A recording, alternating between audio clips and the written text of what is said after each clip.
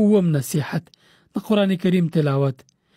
د انسان په ژوند کې تر ټولو د لوی اجر درلودونکی نفلي عمل د قرآن کریم تلاوت دی چې د انسان ژوند برکتی کوي او انسان پرې نیکمرغه کیږي.